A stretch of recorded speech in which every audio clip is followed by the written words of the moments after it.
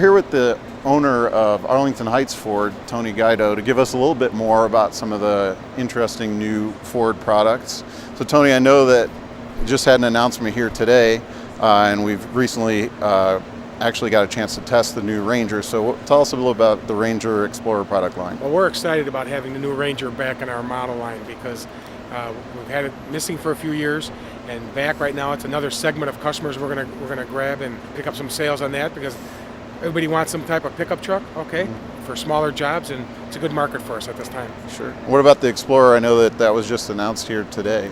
The all-new Explorer is great. It's going to have 3 different versions this year added to the lineup. We're going to have an ST model, a hybrid, and we're going to have the all-new EcoBoost engine here in Chicago. It's built in Chicago, so it's a great vehicle for us. It's leaner this year, it's stronger this year, so an all-new design. So it'd be good for our market.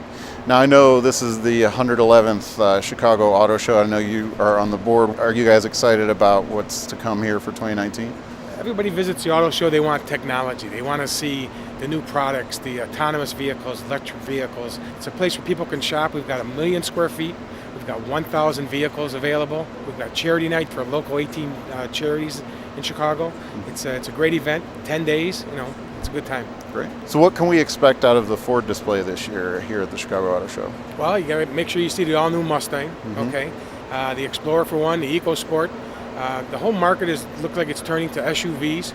So we've got a vehicle and a market for everybody's budget and everybody's needs. Thanks a lot, Tony. I really appreciate it. We're going to go check out that Ford booth now. All right. Enjoy your day.